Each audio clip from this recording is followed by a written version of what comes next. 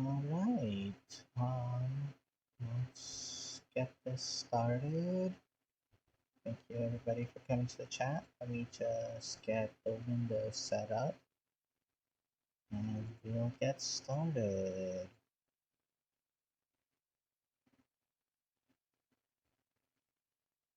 Let's see here.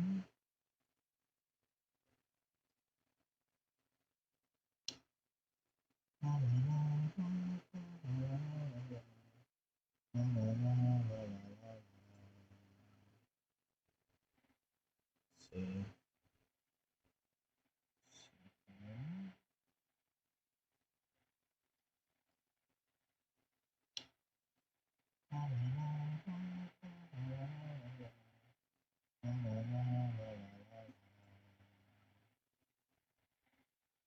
See.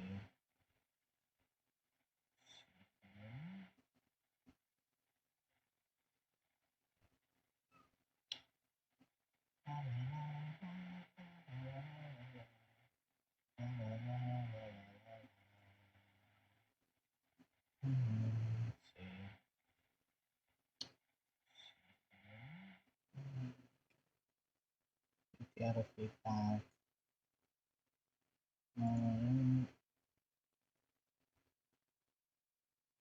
Sorry, still set as had a long day at work today, so I'm still setting up all the things here.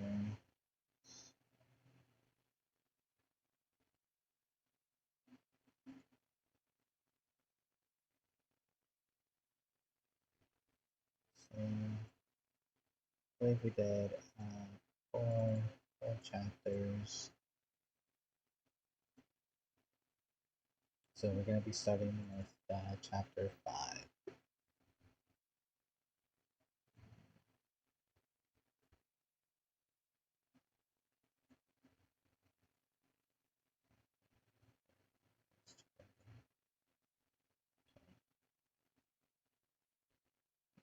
Mm,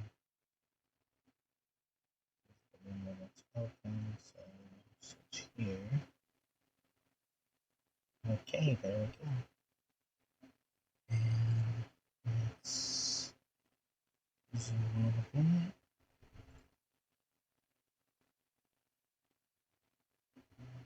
That's more legible for all of you. Let's move me out of the way a bit. Maybe I play with the camera angle a little bit. Let's see. And it's device layout. This.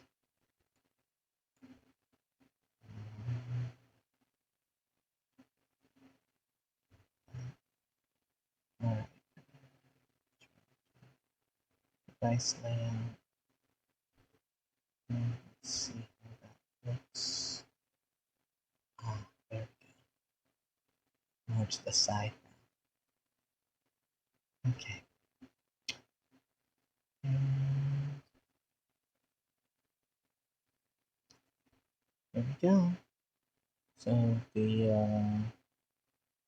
now last week I had some followers and it didn't pop up as I was going through, so I wanted to thank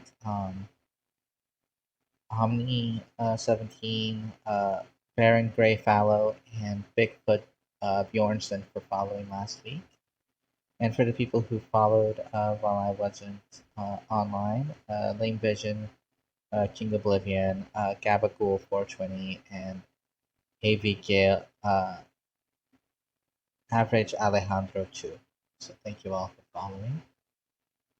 And so I have to have 3 different things going to see what's going on with Twitch. I have I have the mod view, um, which has the stream and the messages and things like that.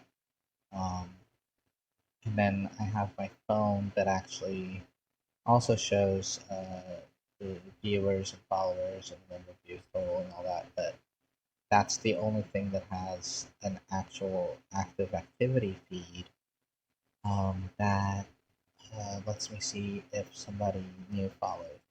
I haven't quite set up everything yet. I'm not using the Streamlabs OBS yet and things like that, so I'm still working. So I appreciate everybody's patience as I do this. All right, so we're here to read some Ranma 1/2 fanfiction. This is that I wrote. This is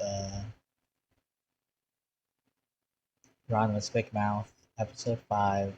Girls are horny too. And feel free. Every scene break, I'll come back to chat to see what anybody has said. Okay. Let's go. Girls are horny too. A few weeks later, and it was Sunday past 1:30, and Ranma still hadn't gone by to visit Shampoo. Instead, he was taking a moment in his room to realign himself with his manhood. He thought of Shampoo in the bath with him. He thought of Akane walking in on him in the bath. Pictured Ukyo in the boys' changing room at school, just then by themselves. He pictured Nabiki's belly. He remembered Kodachi doing a backflip and how her legs spread slightly, revealing a cleft in her leotard. He pictured Kasumi cutting tomatoes. With that thought, Ranma finished. Kintaro hummed to the side, his head cocked at an angle. He asked, "Tomatoes did it for you, huh?" Ranma shrugged as he cleaned up. Sometimes it was best not to understand what caused something to happen. Either way, at least he felt like a man. Ranma stared down at his hand that had caught the discharge. Briefly considered tasting it. With a look of disgust, Ranma grabbed some tissues and cleaned himself up. His trash can was getting full, and he was going to have to take care of the trash himself again. This past week alone had been busier than normal in that regard. Kintaro waved goodbye and left into the shadows. Ranma sniffed his hand and his face soured at the smell. He left his room to go wash his hands. As he headed downstairs, he passed by Nabiki, who had a strange smile on her face that Ranma couldn't quite place. All he knew it was that it probably would mean trouble later. There we go. There's our first scene break.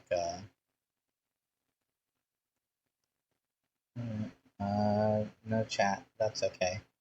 I just appreciate anybody who views this in archives or comes by live to hang out. So thank you for that.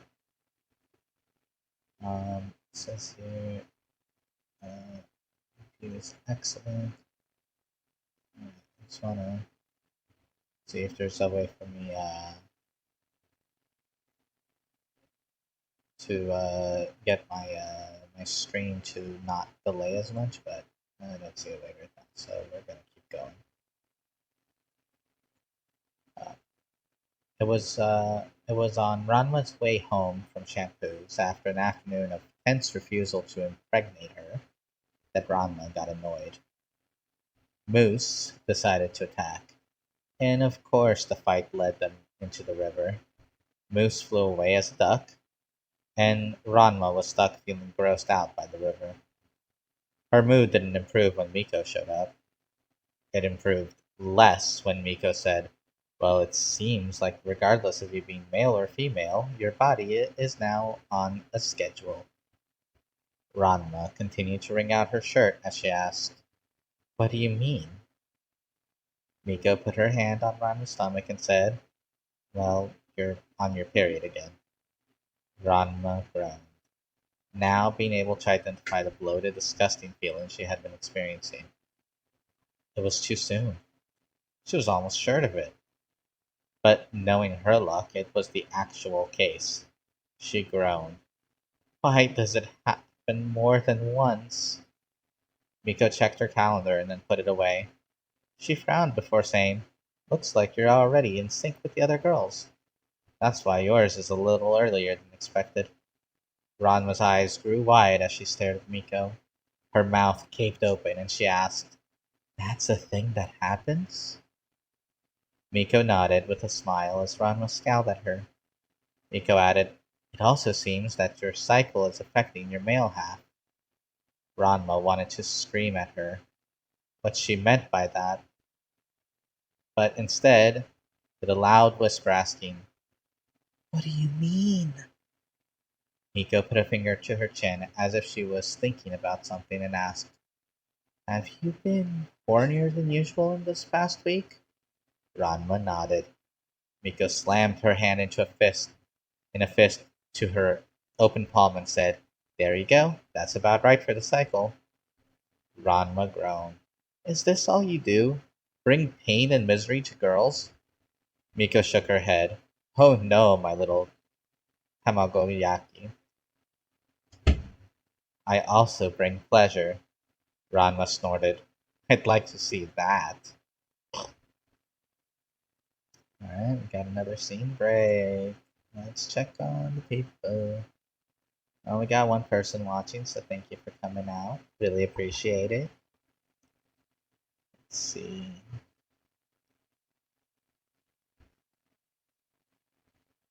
Feel free to follow on Twitter and subscribe to the YouTube channel. I do video games and Dungeons and Dragons as well. Uh, Shampoo bicycled through the streets of Narima at top speed on the delivery. She was following the phone directions in her hand as she played Anything Goes Martial Arts Romance, a new game app she downloaded the other day. Suddenly, Shampoo stopped.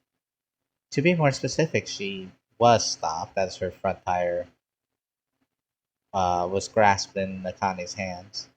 Shampoo stopped the game briefly, taking note that Akane's face had her usual angry tinge. Shampoo got a bit annoyed. Why violent girl stop Shampoo? Shampoo working on delivery. Akane released the wheel and let the bike drop down. She blew on her hands to reduce the burning feeling and growled, "You almost hit me." "Oh? Why were you so distracted anyways?" Shampoo smiled. "It's too fun new game. Martial arts and game make Shampoo very excited. And romance makes Shampoo very warm and tingly." "Oh? Yes, game unlocks too. Two sexy story of Gaijin Knight and Moon Princess who can no be together." Akane's eyes grew wide. "It's just like Romeo and Juliet," she thought excitedly. She pulled out her phone and asked Shampoo for the name of the game. Soon she was walking home, nose to her phone while Shampoo went back to work. Alright, so let's get another scene break. Anybody? It's fine. Ranma came across Shampoo leaning against the fence, her face glued to her phone, her bike leaning against the chain link. Ranma stopped and glanced around Shampoo onto her phone. Ranma studied the gameplay. It was a martial arts game, played by tapping or holding onto the screen. The attacks were simple, and it seemed more about zoning out the opponent. Shampoo lost the match and then suddenly shrieked and jumped. "Ah, yeah!" Ranma leaned back, barely avoiding getting clipped by the frightened Shampoo. Double does there. Ron was stuttering and said, "Sorry about that. Didn't mean to scare you." Shampoo calmed down, hand on her heart, breaths coming in shallow. She looked at Ranma and smiled. "Ah, yeah, you scared Shampoo when you get here." Ranma laughed, struggling hard not to giggle, and answered, "I think you were too involved in your phone." "What was that?" Shampoo smiled and told Ranma about the game. When she explained how they featured real martial arts, Ranma's ears perked up. Though apparently the point of the game was to unlock some useless story. Ranma would more than put up with that for the martial arts. Ranma looked at the phone in Shampoo's hand and asked, "Can I borrow that?" Shampoo shook her head. "Sorry, Aiden. It's Shampoo phone. Need for orders and work." Ranma nodded, and with a quick kiss, headed off home. Ranma came into the house like a cramped muscle after a workout. She sighed as she entered and came across her mother sitting on the table with Akane. Her mother, Nodoka, gave her a warm smile and asked if she wanted to change back into a boy. Ranma sighed as she realized she was about to face an uncomfortable line of questioning. Ranma responded, I'm locked in my curse again. Akane frowned from her game and looked up at the calendar. Could have sworn Ranma wasn't due for a week, just after consuming the biggie. She shrugged, figuring it was probably due to the randomness of the curse, and went back to her game. Nodoka slumped down a bit, her head tilted, her smile ghosting her face and fading slowly. Ranma saw the familiar face of duty her mother would get whenever she felt like she needed to fulfill that stupid childhood suicide pact. Ranma quickly rushed over to Connie and hugged her and said, Don't worry, I'm still into girls. Connie looked up, gave Ranma a kiss, then went back to her game. Madoka nodded, and her face seemed to change back to a nice smile. Her son was still so manly. Madoka went to fetch some tea. Ranma noticed the game Akane was playing, and she was reading through the story portion of Anything Goes Martial Arts Romance. Everyone seems to be playing this game. Ranma read over Akane's shoulder, though Ranma was completely lost in what was happening in the story. Ranma shook her head, confused about who the Gaijin Knight was and who the Moon Princess was. She just wanted to see other martial arts that they had in the game. When Akane went back to the fighting, Ranma leaned in closer. She was practically melded onto Akane, her hands around Akane's waist to make it easier to look over her Akane's shoulder. Akane's thighs clenched and unclenched as she played the game. Each moment that Ranma held her was a moment that she performed worst at the game until she lost. Ranma let go of Akane, slouched back away from her. Ranma groused, Aw, I was hoping you'd win.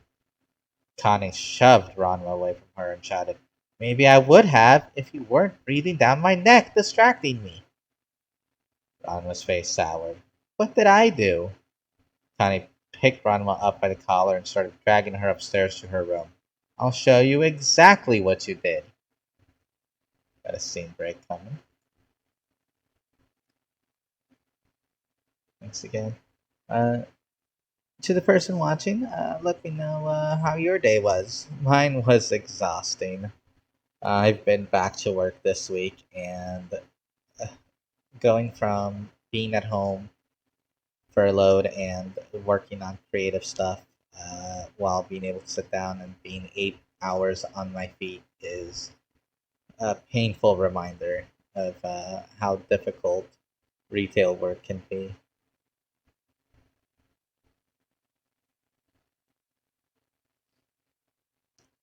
Ranma came out of Akane's room, shirt disheveled and hair a mess. She made her way downstairs and drank the cool tea her mother had set for her. Her mom looked at her and clucked her mouth. She began to fix up Ranma's outfit, and with a bit of exasperation in her tone, Aduka said, Now, Ranma, if you're going to be a girl, you need to take better care of your appearance. Ranma nodded. She was too low on girl clothes if she was going to be stuck for another week. Ranma mentioned this to her mom. Madoka paused. You're going back to being a crossdresser? Mika was suddenly beside Ranma's shoulder. She spoke menacingly. Do not let her boss you around. Remember the plan. Ranma shook her head. Now listen here, Nodoka. I am currently bleeding from my vagina. It's not cross-dressing if I'm a girl. Nodoka staggered back. Her own son called her by her name. And if he was bleeding... Nodoka bowed her head. I'm sorry, son.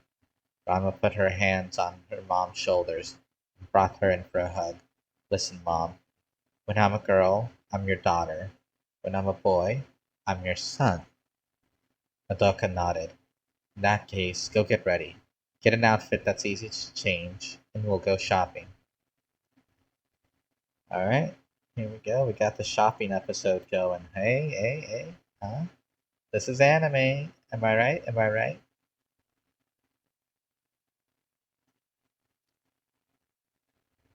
The mall, stalwart bastion of post-war commercialism, squatted in Narima like a catcher at a baseball game, its legs open, waiting to receive customers for its shiny, glorious innards. Mother and daughter walked in, taking relief in the cool blast of conditioned air. Ragna felt herself get excited, perhaps more than she would want to admit. Perhaps because Mika was filling her ears with all sorts of possibilities that a new outfit could result in. By the time they reached the women's specialty store with lingerie section, Ranma had been built up into a hormonal payload of gender inquisitiveness. Mika was really good at getting the girl's motor running, especially when she described the power Ranma could have. Ranma wanted that power, and there it was. Miko ran over to a table, all with the same red and black lacy bra. Ranma walked over, almost peed herself. She shook her head, but Miko held it up to Ranma. Just by looking down, Ranma could feel the power of the bra. It was like everything Apposai had ever said or done suddenly made sense. Ranma wanted to run away, and he whispered to Miko. Sorry, she whispered to Miko, "I'm afraid." Miko smiled. "This, my dear Hamachi Migiri, is what will allow you to regain control over your life." Ranma turned around, holding the bra up to herself. She looked at her mother and said, "This is what I want." Doka gasped, "No, Ranma, that's just too much power. You should start with something simpler." Ranma shook her head. "Nodoka, when I'm a man amongst men. When I am a woman, should I not be a lady amongst ladies?" Nodoka held back a gasp from being called by her first name by her own child. She knew it meant that she had upset Ranma again. Nodoka still was worried, though. Her son's cross-dressing. She tried again. But Ranma's eyes glared in frustration. "Are you trying to say I shouldn't be the best?" Nodoka gasped. "Oh no, of course you are the best." Ranma smiled as she handed her mother the bra. Soon they were shopping for some outfits for Ranma's week as a girl. Ranma came home from shopping tired but excited. She couldn't quite place. Oh, sorry. I know it's another break. Been kind of quiet on the chat front, so she couldn't quite place the full extent of the excitement. But Miko was with her the entire day. As Ranma went upstairs to put her clothes away, she came across Nabiki, standing in the middle of the stairs, busy on her phone. Curious as to what caused Nabiki to stop in the middle of the stairs, Ranma glanced at Nabiki's phone and saw her playing the same martial arts game as the other girls. Ranma shook her head and went to put her clothes away. She didn't think much about it until she came out of her room after hanging her clothes to find Nabiki still on the stairs, now sitting on the steps concentrating on a match. When Nabiki lost, she swore and spent some gems to buy more health before the fight started up again, and won. Ranma sat down next to Nabiki as she was about to start reading the story and said, "Man, I didn't think you'd be into a fighting game too, Nabiki." Nabiki glanced over at Ranma. Oops, hold on, I accidentally pressed a key and it moved me, so give me a moment.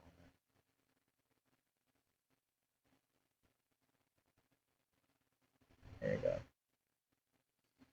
Man, I didn't think you'd be into a fighting game too, Nabiki. Nabiki glanced over at Ranma and let the game save her state as reading the chapter. She laughed and said, "It's not about the game. There's a romance story there too." Ranma humphed and asked, "What's the big deal about the romance anyways?" Nabiki put her hand out, palm up, and said, 500 yen. Ranma pulled out some money and paid Nabiki. Nabiki smirked and said, "Romance stories turn women on."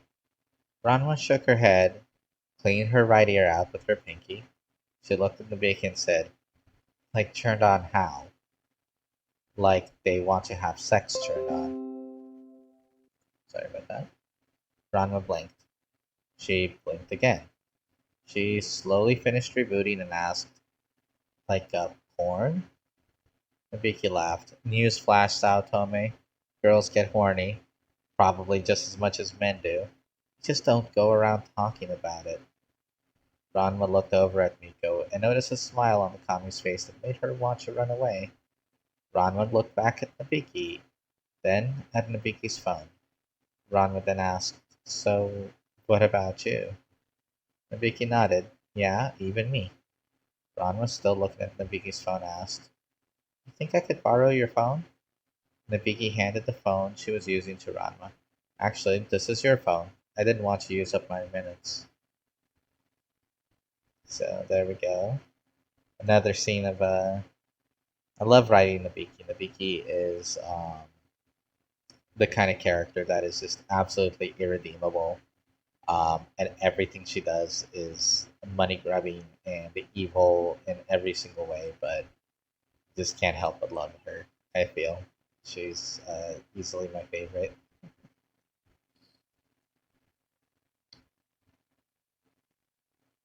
That night, Ranma was playing on the phone. She went back to replay old levels to learn the controls. Martial arts in the game was very accurate. They even had a glossary that allowed Ranma to watch all the moves her character had learned. Ranma was about to stop playing for the night. The conversation with Nabiki from earlier swam into her head. Ranma went to the game's story archive and started reading the story from the beginning. The whole thing, though, wasn't sexy at all. The Gaijin Knight was some American Civil War hero and got stranded in Japan. The guy then rescued a princess who happened to be from the moon and was able to transform into a guardian. She ends up rescuing the Gaijin, but because he is not Japanese, she can't choose him to be her prince. Ranma just felt frustrated reading it. It was like with her and the girls. Before Akane and Ukyo teamed up, there was a three-way split. Now, if she chose them, she'd be breaking Shampoo's honor, and that girl might go crazy on them. If she chose Shampoo, then Ranma would be walking out on two marriage agreements. Frustrated, Ranma closed her eyes and instead focused on what tomorrow would bring. Power and control. And that's what Ranma needed, to take control of her life. Let's go, Ranma. Take control of that life. Life. Alright, section. Ranma ran into the bathroom stall in tears. The entire day was a complete disaster. Why did she think she could handle the power of this damn bra? Ranma began to reach up her own shirt to take the cursed undergarment off. When she heard sniffling from this next stall over, Ranma stopped, and with a choked voice she asked, why are you crying? From the stall, Miko answered, I wanted you to have a good day. Now everything is ruined. Ranma leaned against the bathroom stall, her eyes filled with tears. As the tears cascaded down her face, Ranma said, so did I. But I should have known something was wrong. When even Kasumi was acting strange around me this morning. Miko passed through the walls to be in the same stall as Ranma. She nodded. I could tell she was excited to see you in that bra. Ranma shuddered. Kasumi's supposed to be sweet and innocent.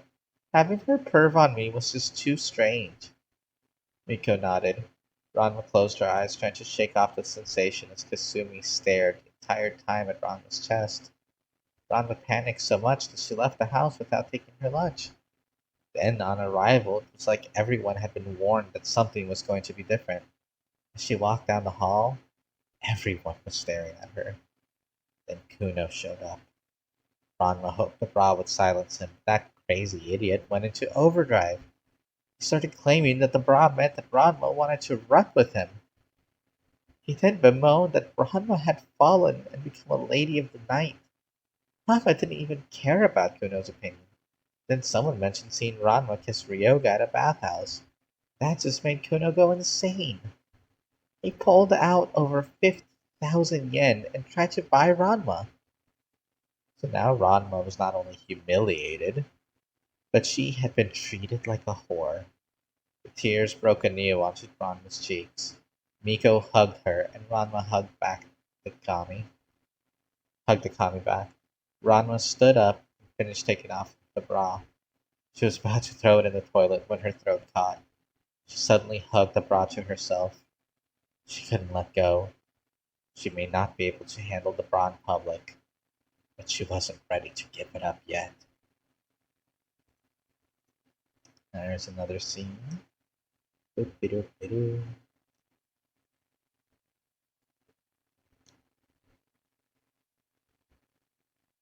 Alright, let's go to. Let's continue.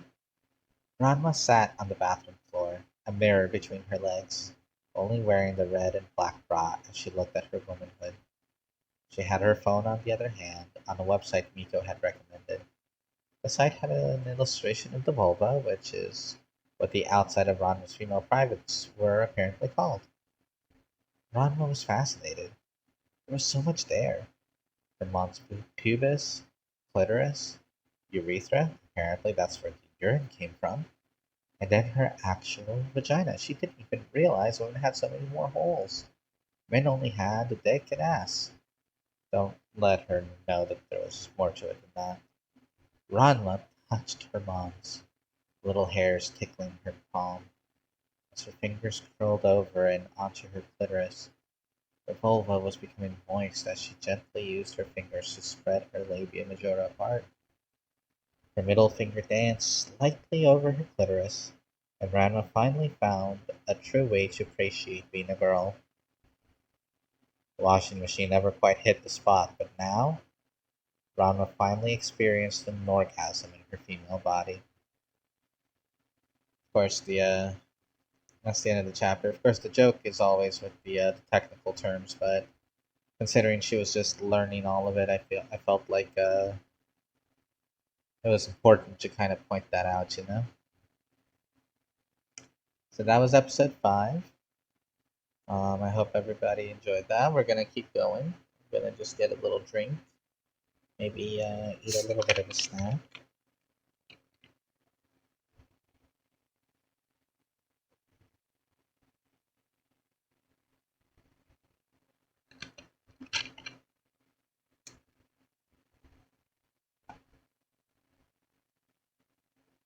Hold on, here, over.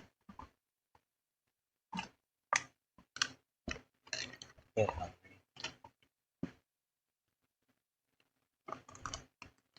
I did see that after work, after I was done with work, that Chadwick Boseman was announced that he had passed away, and it's really sad. He was quite the amazing actor.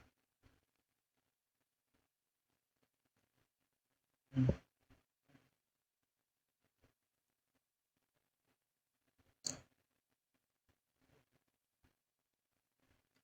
Sorry, my snack is a piece of jerky. Mm, mm, mm, mm, mm, So good. I've been eating more protein because I've been doing a lot more activity, getting back at work and everything. Mm.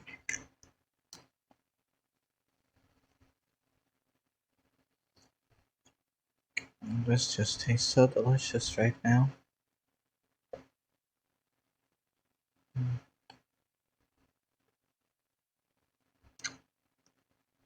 Maybe I should update the stream to say um, mukbang. VTuber mukbang.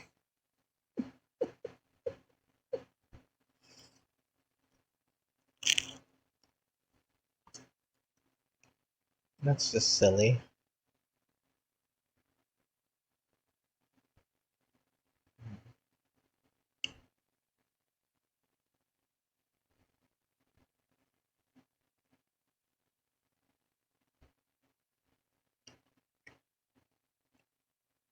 VTuber reads lemon fanfiction and mukbangs.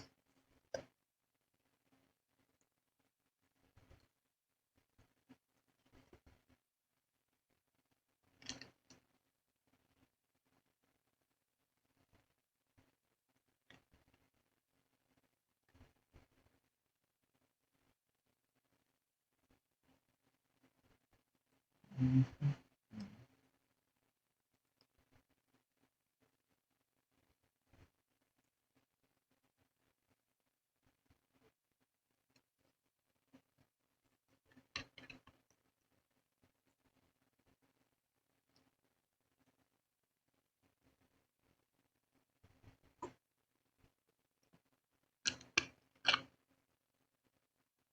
So here we go.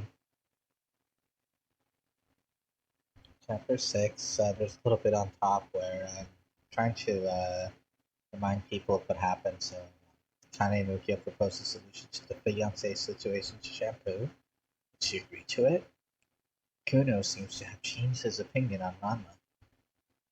Does he still want the pigtailed girl? Will Ranma be able to handle the answers to these questions? Will you? So episode 6 is Pillow Talk, and the episode titles are based on the Big Mouth episode titles. So, the tree-born kettle girl's legs kicked back at Kuno, but he was too fast and pinned her down on his bed. She tried to elbow his face, but Kuno fronted the attack as he wrapped one arm around her, used his free hand to slide her clothes off, first from one shoulder, then the other. He flipped her over and dragged her clothes off of her. Kuno took in her beauty before disrobing himself. She looked away from him, but Kuno knew she was this way. He had paid for her for the night, and now she would give herself to him. Kuno lay next to her. She had stopped resisting, now that he was nude with her. His hand traveled over the swells of her womanhood before he began exploring her lower regions. She cried like the nightingale as he prepared her for his eminence. She resisted briefly before he was upon her. Then he was within her.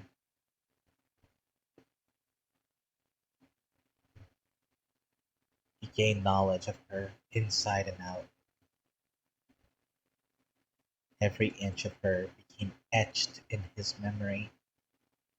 He pulled out of her, his seed spent inside her.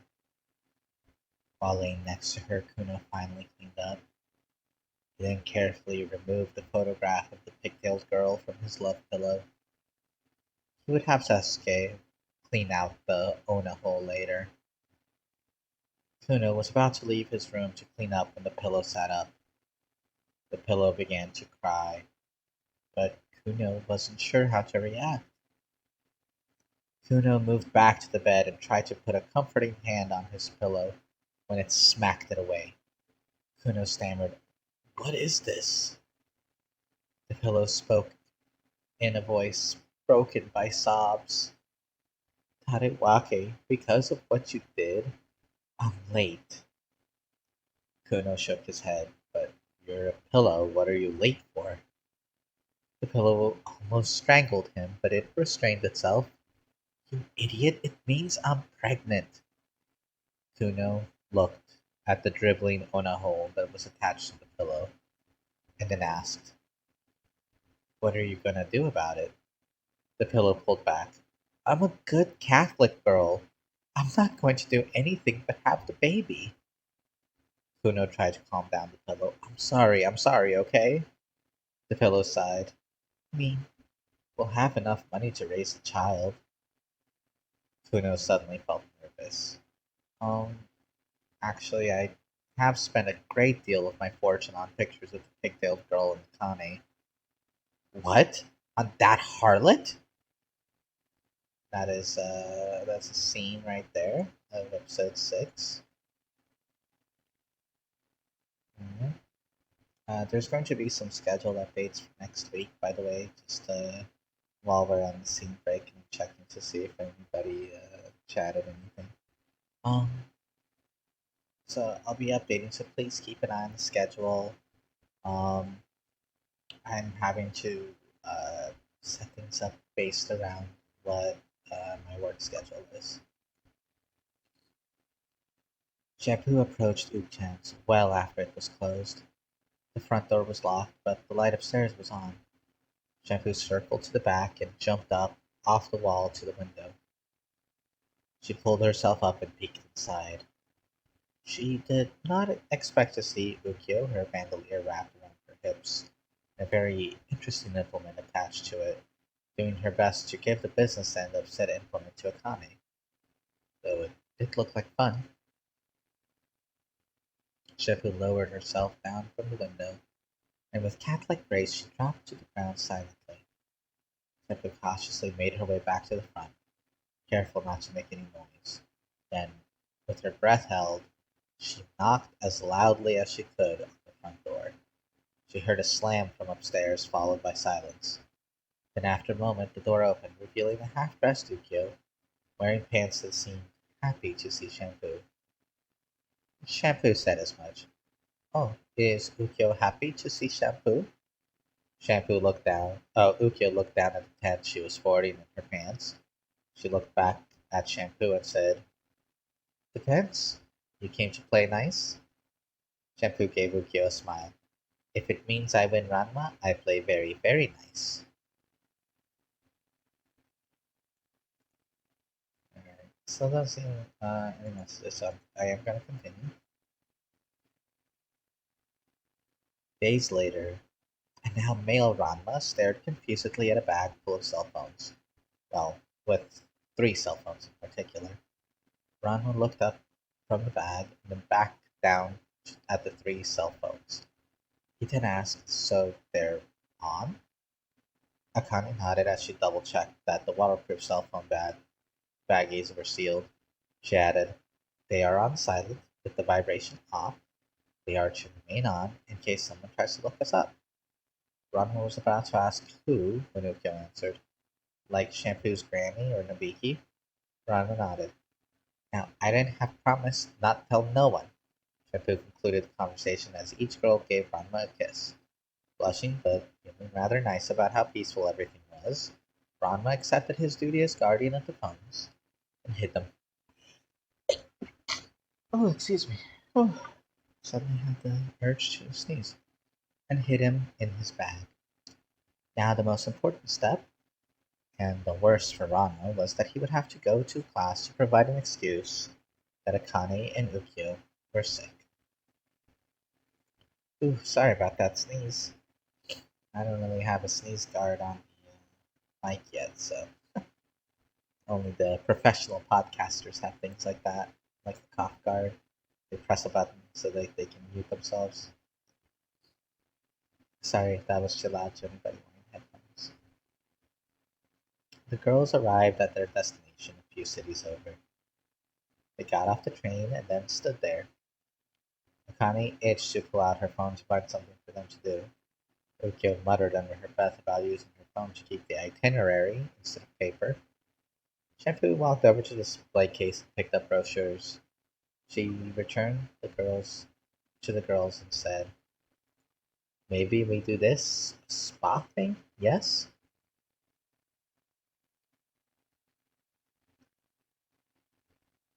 And you're going to continue here.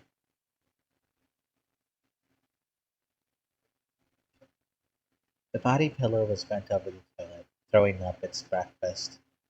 Kuno tried to keep its hair out of the way of the toilet, but it was a pillow and he wasn't quite sure where to pull, so he just lamely patted its back.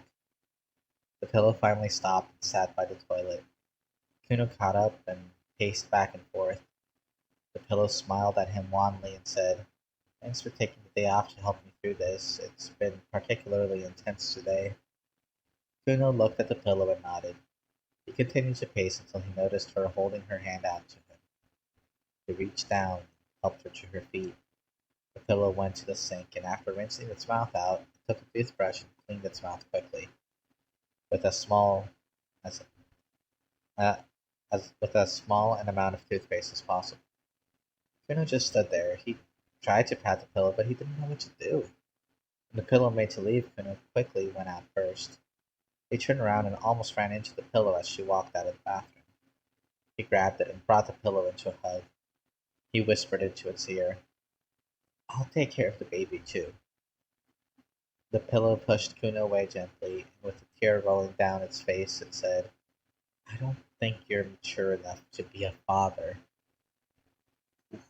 Wow, talk about a burn, huh? Alright, yeah. Gonna keep rolling, rolling, rolling. Connie ran out of the building, her shoes in hand, her clothes half put on. Ukyo and Shampoo were behind her in equal disarray. The workers from the spa ran out, wielding brooms and mops as weapons of retribution. Sugar, next time we should not get a Chinese style massage. But it felt too good. Is nice for tough muscles. Akane shouted back at the two following her. He was starting a fight. He was just punching my back. Back in the mansion. What do you mean I'm not mature enough? The pillow shook its head. You wasted your inheritance on a girl you don't even have. Simp alert. You don't even know what to do to help me. You're lost. You're not ready for this. Kuno yelled back. I'm trying, okay? It's not like they had a class for this mess. They did for me. Maybe you should go to school today after all. You're only good at being a boy. Vicky was annoyed. Her phone tracking said Akane was in school, but she was apparently sick and absent, as was Ukyo. Something was happening, and the Vicky didn't have the info. She closed the phone tracking app and started making arrangements to trigger Ranma to be exactly where she wanted him for discussion during lunch. Kuno had run out of the room. He was pacing the mansion. His hands shook and he had to release the tension somehow. It was his child. He was the one who got Pillow Chan pregnant. It had been taking his seed for so long that he didn't even think it was possible. Now he had to prove himself a man, a father. Kuno stopped and looked at himself in his mirror. He knew what to do. He called Sasuke and had the ninja fetch his mother's wedding ring. The ninja gave the affirmative and left to survive their father's trapped Hawaiian themed room. By the time Sasuke had come back, slightly singed and partially exploded, he had the ring. Kuno snatched it up and headed back to the pillow. He was about to knock on the door but stopped himself and walked in. It was bent over the bed, its cover shed on the ground. Kuno suddenly felt a surge of excitement and discarded the ring like his clothes before making upon a pillow like a dog on a pillow. I like repeating words sometimes. It's funny for me. It called him names at first, then it began begging for more. Kuno knew himself to be a master of taming wild women. A pillow was no match for his prowess, his martial arts. Kuno soon finished, unloading deep into the pregnant, soft-bodied pillow. He pulled out slowly and moved it onto the bed. Suddenly remembering his plan, Kuno dug through his clothes before presenting the ring to the pillow. Before he could even say a word, though, the pillow shoved the ring box from his hand. It sat up and started screaming at him. "You idiot, we can't get married. We're from the same house." Kuno looked around and found the box. He picked it up, went to say something, but she just shoved him out the door. Once Kuno was outside, he shrugged and left the pillow alone. Back to the girls. Akane, Ukyo, and Shampoo rounded a corner when suddenly Akane stopped. There, half a block ahead, Madoka was making out with a woman. Ranma's mother was swapping spit with some lady. Akane grabbed the two and tried to move them back around the corner as quickly as possible. Hey, stop manhandling me! What violent girl do now? Akane shushed them. She went back to look around and Madoka came around the corner at that very moment. Everyone stood quietly, waiting for the other to move. Sweat started beading on Akane's forehead. Rudoka cleared her throat and said, "So, what are you ladies doing here?" Akane shook her head and said, "We're just taking the day off. What are you doing here?" "Shopping." "For kisses?" Rudoka suddenly found her feet very appealing. She looked up after a while and asked, "So you saw that, did you?" Akane nodded. "Does Ranma know?" Rudoka shook her head, then took a tentative step forward. I I was hoping he wouldn't know. At least not for a while yet." Ukyo finally caught on and asked, "What about Mr. Saotome?" Rudoka shook her head. "He hasn't been a real husband for quite some time." Shampoosh looked around. "Is no like us?" Akane shook her head, before looking to Nodoka to confirm. Nodoka shrugged, not fully understanding the question. She did seem to remember something. "Wait, isn't today a school day?" "Shouldn't you not be cheating on your husband?" Akane asked. Nodoka took a step back, so did Akane. So did the other two girls. Nodoka smiled weakly. "Maybe none of us are here?" "Maybe." The four parted ways, three girls in one direction, and a woman in the other. Kuna returned back to the room Pillow-chan was using. He knocked this time. After not getting an answer, he let himself in. The room looked like it had been stripped bare. On the nightstand was a note with his name on it. Kuno walked over and picked up the note. As he read it, tears filled his eyes. He ran to the window and threw it open and shouted to the heavens, "This isn't true! No god can forsake me as such!" I have the letter here. Are you ready for the letter? Are you ready? Let's go. Dear Tadewake, brother dear, it seems that your delusions have taken a hold of you again. I thought things were improving for a while. When you started putting the red-haired horse picture on my face and doing those wonderfully vile things to me. Honestly, brother, I was conflicted. It felt wonderful, and you loved me like no other. You are in peak physical shape, as was I. That is why perhaps I succumbed so quickly to you. Deep down, I knew what we were doing was wrong. After I became a child, I was conflicted in what to do. I let you continue, until evidence began to show. After that, I knew that I either had to run or end it all. Having the baby, I also stopped self-medicating. That's when things started to become clearer for me. I have pulled all of my poisons from the kitchen. Without me there, I hope that you too will exit your delusions. Brother, I love you. I will love this child as well. Goodbye. I'm going to Hawaii with father to have the child. Yeah, that got dark, huh? How's that? That for absolutely creepy, right? Nabiki followed Ranma throughout the marina. She followed him to the ice cream shop where he went 100% girl mode to get some extra ice cream. Gee, mister, thanks a lot. This is so yummy. She followed him to a cart where a guy bought him a snack after some light flirting from Ranma. And we've all seen him do it when he's a girl. Hey, oh, that's so impressive. Abiki was impressed and jealous. The boy had no shame in his gallivanting. Finally, Ranma stopped by a tea shop and came out as a boy and headed to Ukchan's. Nabiki was annoyed. Were the girls just there all day? When he went in, despite the closed sign on the door, she realized she would have to try and get an advantage to peek into the store. Looks like he never responded to her meet me at lunch situation, huh? It's actually a lost story thread. Each girl looked at Ranma as he walked in. Kane's eyes were wide, like ovals in an office. Ukyo fidgeted like a spinner. Shampoo had a smile that felt as fake as a $2 bill. And nobody gets that. A $2 bill is real, so it's not a fake smile. Shampoo jumped up and hugged Ranma while shouting, "Ah, yeah, it's so good to see Irene." Ranma laughed nervously as she landed several kisses on him. He stopped laughing when the other girls didn't seem to get angry, though they did have a look in their eyes that was throwing him off. Shampoo hugged Shampoo. Ranma hugged Shampoo lightly, and then pulled away so he could reach into the bag to pull out the phones.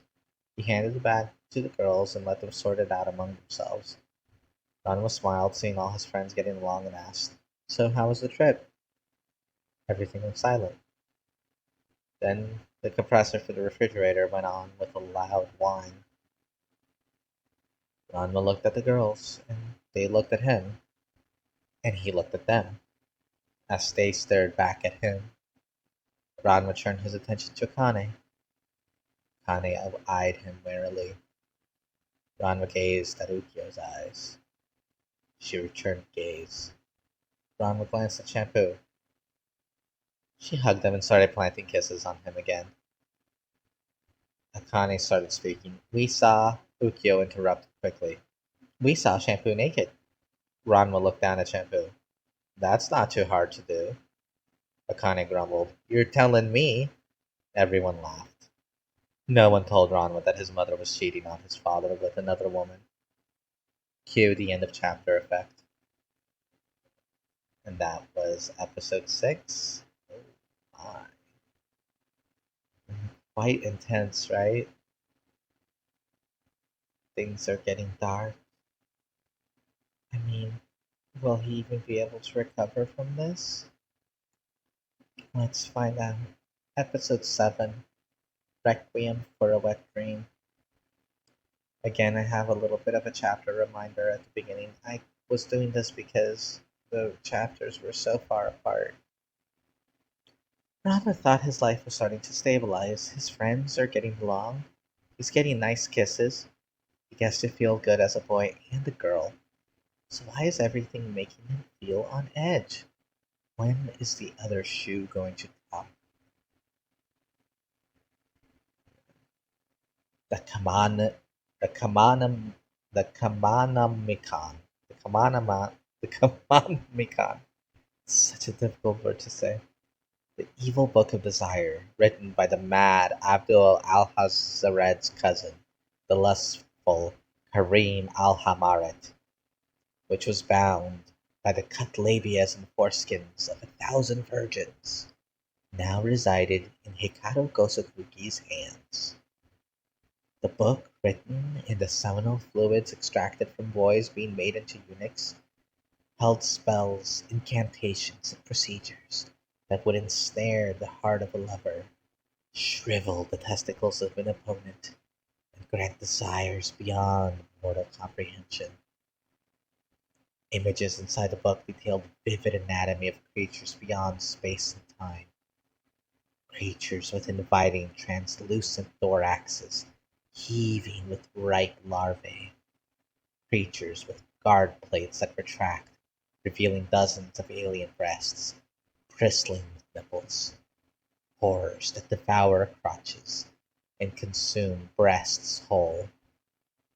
Hikaru, failure of a voodoo master, a black arts inept, an overall incapable person, had just finished accurately failing to draw the perfect summoning circle as described in Kamanomicon.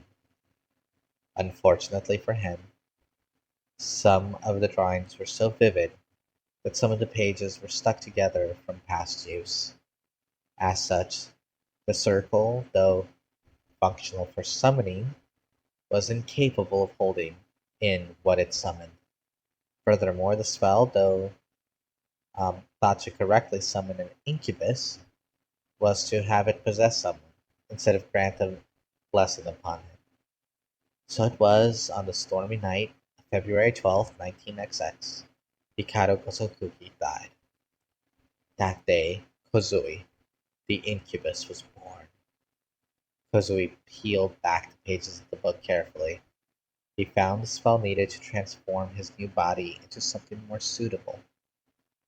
After he emerges from the cocoon, he will fulfill the one desire this boy had. Spells, mixed up as they were, did require at least that of Kozui. Soon, Ranma would be defeated, and Kozui would get to taste the sweet, innocent, virgin nectar of Akane Tendo. And where am I going with this, right? Oh my. Oh my. Akane screamed.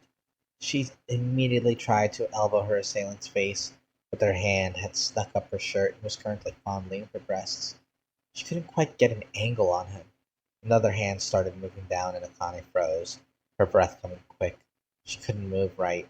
Her hand wasn't stopping it. Why couldn't she stop it? Oops, another ping. Sorry about that. Suddenly the assailant was flying, and Akane looked up to see her hero, Ukyo, standing before her, giant combat spatula in hand.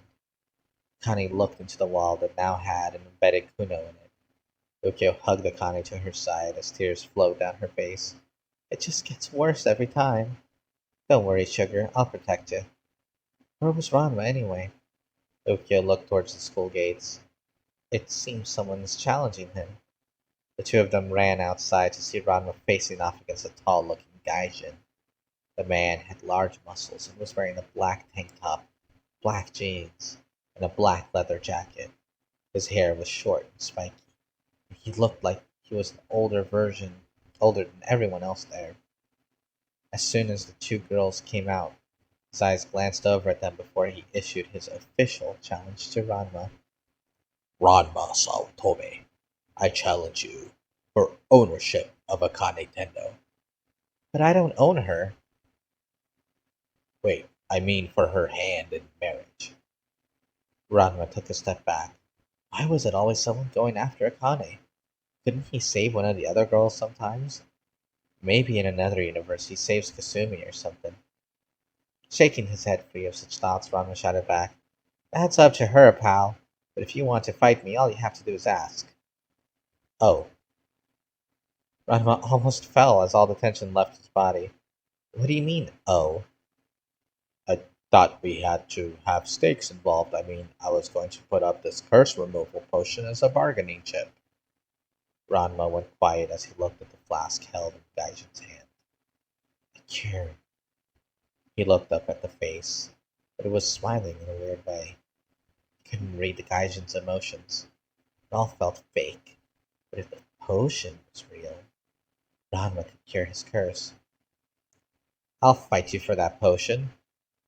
Then after I defeat you, Akane will be mine. Gaijin left quickly, leaving Ranma screaming ineffectually that that's not what he meant. Akane, though, did express her displeasure at being put up as a prize for a cure that might not even work. Ranma, you idiot! Ranma was launched into the distance, and Akane ran to Ukyo for comfort.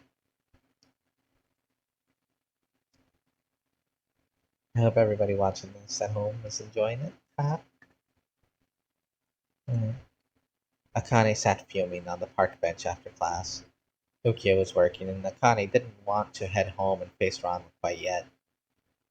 The park did give her some comfort. It was mostly quiet, and people left her alone to her thoughts. It was actually really relaxing, until Kuno came up to her and dragged her into the bushes. She punched him in the head. His hand went under her shirt. She brought a knee to his abdomen, sharply knocking some air from his lungs. He reached into her open skirt and started pulling down her panties. She tried to twist away, but he held her fast, her panties now at her knees. Punch, punch, punch. She finally clipped his ear enough to stun him. She shoved her legs out and pushed him away, her panties tearing off with the force. She turned and stumbled into a run. Trees, grass, the park gates. Scenery flashed past her. Get away, fucking asshole, get away, run, run, run, turn the corner, safe place, safe farms. Ukyo hugged Akane to her.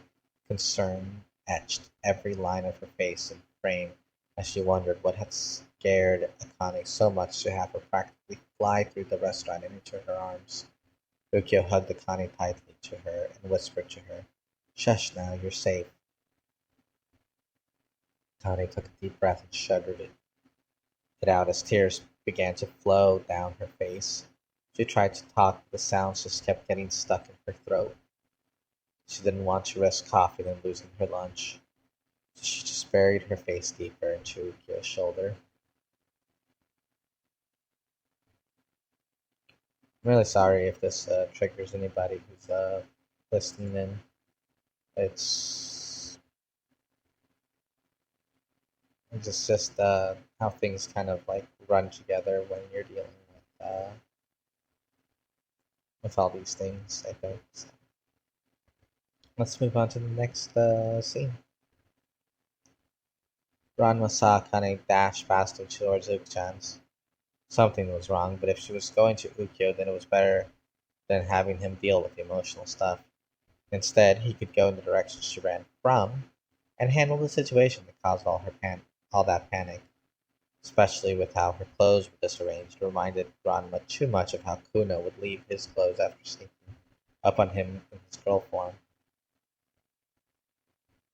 The park, sorry, the park revealed Kuno fighting the Gaijin. The Gaijin disappeared, and suddenly Kuno's pants were on the ground, tattered to pieces, and Kuno's junk was leaking severely. Ranma couldn't even see the Gaijin's movements. The man noticed Ranma and smiled. "I guess you saw my power. I suppose you'll train up now, but don't worry, it won't be enough." The Gaijin suddenly disappeared. Ranma jumped out of the way on instinct, but his pants were now short and his shoes were missing. The Gaijin laughed and ran off. Ranma stood still, willing his legs to move, but he could barely convince himself that the man who challenged him was human.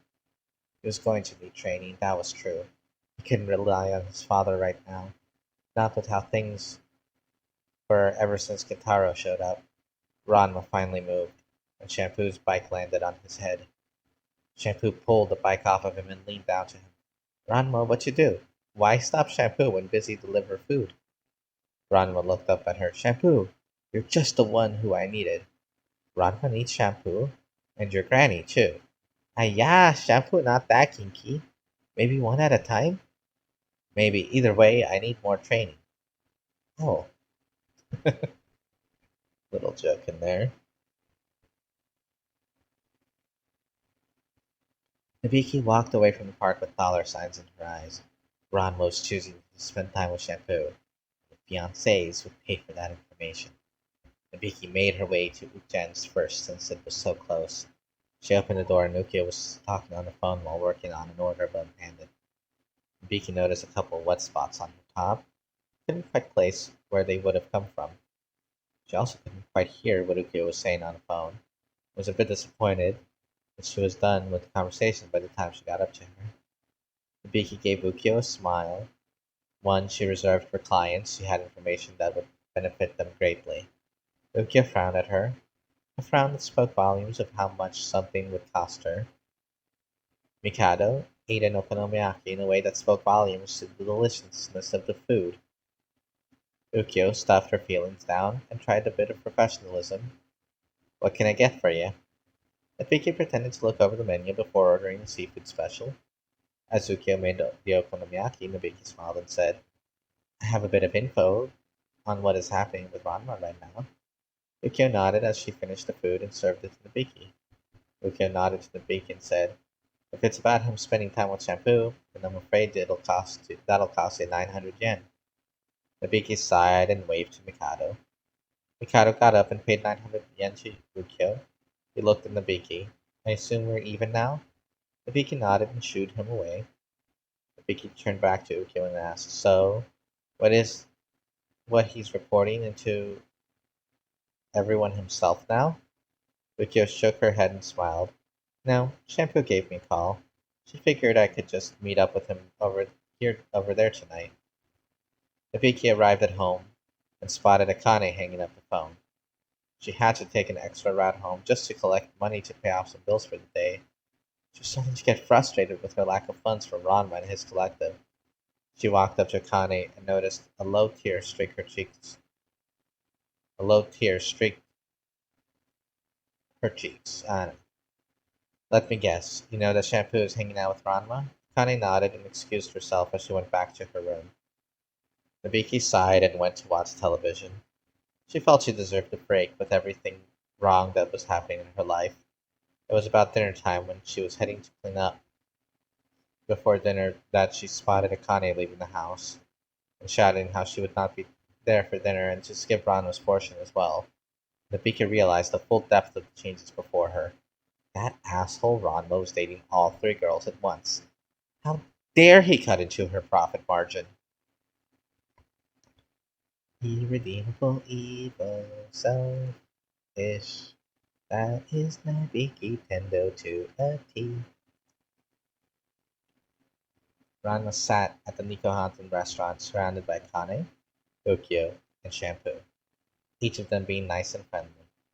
He was exhausted from the training that Cologne was putting him through. It was nice that everything was going so smoothly. Only I could just date you guys like this instead of having to pick someone. Kane up at Ranma and tried to judge his face to see if he was trying to be perverted. She couldn't sense anything from him, though. His face just looked tired.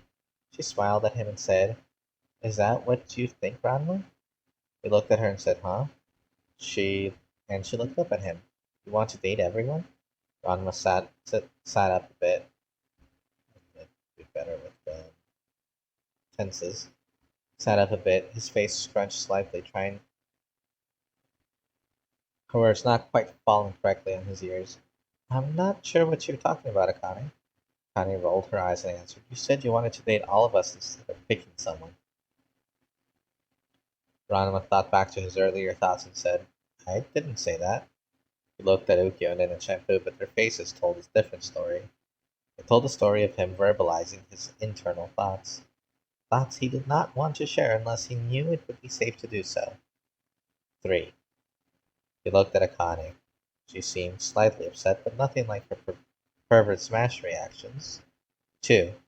Ukyo had a smile that was slightly enigmatic, like an old painting everyone knows about. 1. Shampoo just squeezed his arm and smiled at him. Ranma wasn't dead. He let go of a breath he never realized he was holding and said, "Would that be okay with you guys?" Akane's annoyance faded away and Ranma could see a smile creeping onto her face. Ukyo sniffed and said, "I suppose I can share them with you, sugar, since we're friends and all." She winked at him. Was that a joke, or was she trying to be serious? Shampoo hugged him and started kissing him. He looked at the other two who seemed to be okay with it, so he started kissing her back.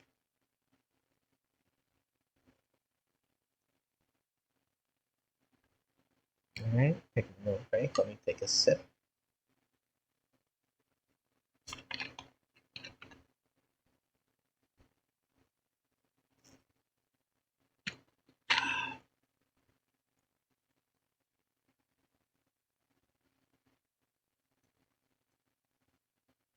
Next day at school, Akane arrived to what could only be described as one of the most humiliating speeches she had ever heard from Kuno. He held aloft her torn panties, claiming she had left it behind the night before when they consummated their love. The school turned around and looked at her, and she could see it. They believed what Kuno was saying. She took a step back as boys approached her, as if they had permission to do what Kuno had said he had done. Akane's legs began to shake. This was it. This was what her nightmares were. She took a step back and they took took one towards her. Another step, another followed. Chorus of feet shuffling nearer. Akane screamed and ran. The boys gave chase. She didn't notice when they stopped chasing her. When Ranma and Ukyo together taught them all a lesson they would not soon forget. She didn't find Ukyo, but she did find Shampoo, who was out on delivery. Kane flagged Shampoo down and soon, in breathy detail, she requested help from Shampoo that she never thought she would request. Help making Kuno forget about her. I haven't seen any new messages, so I'm going to continue the story. The beaky was starting to get annoyed. She needed a way to get information about what was happening. She couldn't be everywhere at once. She heard Kuno's stupid proclamations, but she was also aware that Akane had not gone to see him the night before. But everyone seemed to take his word, and evidence is proof. Meanwhile, Ranma and Ukyo were acting all chummy, and Akane never came back to school. At lunch, Ukyo left early, claiming work study. Just 2 hours. To open up her shop, but Nabiki figured it had to do with finding Akane. She was glad that someone was out looking for her sister after the fiasco that had happened that morning. Lunch, though, did mean that Nabiki was finally able to corner Ranma alone, and this time she wouldn't wait for him to come to her. She found him in the classroom eating lunch alone, and she caught his attention and had him follow her to an empty room. He appeared apprehensive, so Nabiki tried to change the mood she was exuding, but it seemed that he could still tell she was upset. Nabiki stopped trying to fake pleasantness and said, "Look, Saotome, I won't pretend to be nice about this. What is going on with you and the girls and my little sister? Why is Kuno claiming he had his way with her?" Ranma tensed. He had heard things secondhand a great deal that morning, things that were glossed over the night before, which left Ranma feeling out of the loop when it came to his fiancées. The look on Nabiki's face reflected the mood he felt in his heart, a little betrayed, annoyed, and just wanting to know what the actual fuck was happening. Ranma sighed. First of all, she was with me and the girls last night, and nothing like what Kuno was saying happened at all. Nabiki nodded, but otherwise stayed quiet, waiting for Ranma to finish. He seemed to stall a bit, as if looking for the right words, but then he continued unhindered. As for your sister, she's getting along with the other girls much better now. Nabiki quirked up an eyebrow. Ranma continued. We're dating. Nabiki heard a stress on the way Ranma said those last words, and she repeated it in the same way he said it. We're? Ranma nodded. Yeah, all four of us. Damn it, Ranma! Do you realize how much this will eat into profits? Ranma shook his head. Nabiki continued.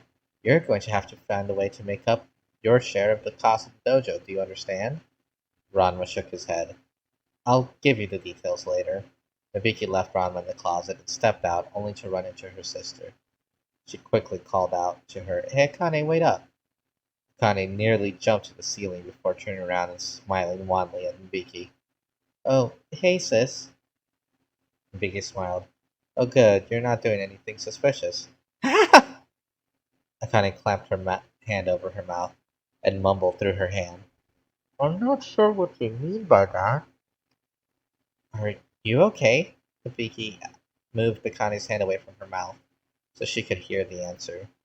Akane nodded. I was able to talk Shampoo. She helped put some things in perspective. That's good. I was starting to worry about you. Akane nodded and excused herself. Nabiki was about to head back to her own class before lunch ended when she felt a hand land on her shoulder.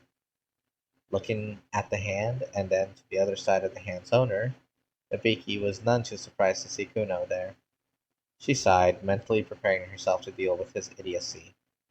So, Kuno, how can I help you today? Kuno smiled at her. If before repast it shall please you to gratify my table with your grace. Nabiki smiled. Meet me outside after school. Kuno nodded and walked away, his hand passing through his hair, as it shined with a fresh, washed brilliance.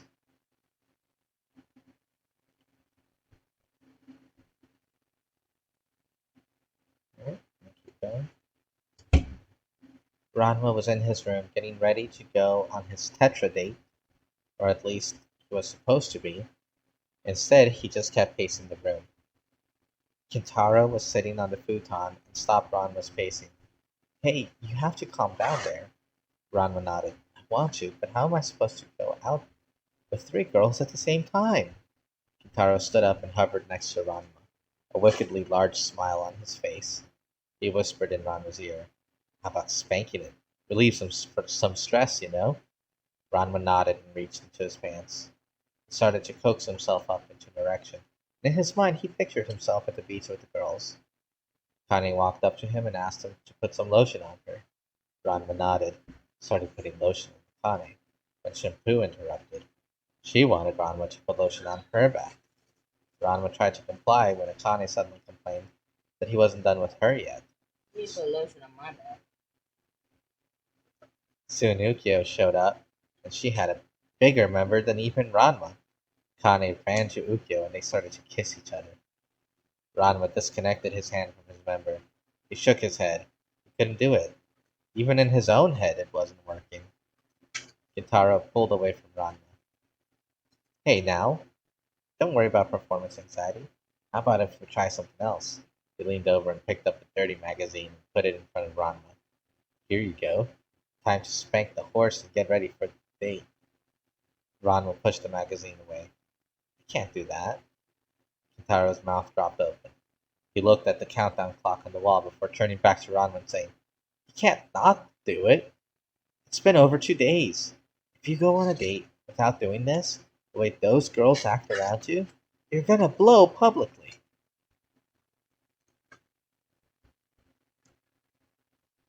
The club wasn't the best place to meet, but that's where Ranma was told to go.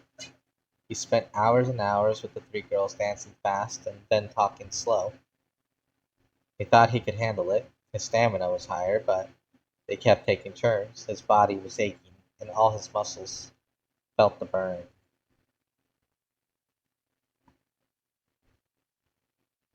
After the club, they went to a late-night diner and ordered some high-calorie food and water. As they were talking and laughing and smiling, suddenly the window of the restaurant shattered, and Kozui, the kaijin, was standing there. Ukyo covered Akane and Ranma, covered Shampoo from the glass. The group quickly moved away from the window, and Ranma turned to face the new arrival. Ranma could feel his body begin to dump adrenaline into his system. He made sure the girls were okay before facing the gaijin. Ranma spoke clearly. What do you think you're doing? Kozui shrugged. I was tired of waiting, so we fight now. Ranma jumped up to the window frame that Kozui stood on, and suddenly the two were on each other. Ranma opened with a chestnut fist volley, which Kozui matched punch for punch. Ranma backed off, and went in for a series of kicks. Kozui blended around the attacks. His body blurred with speed as he avoided them.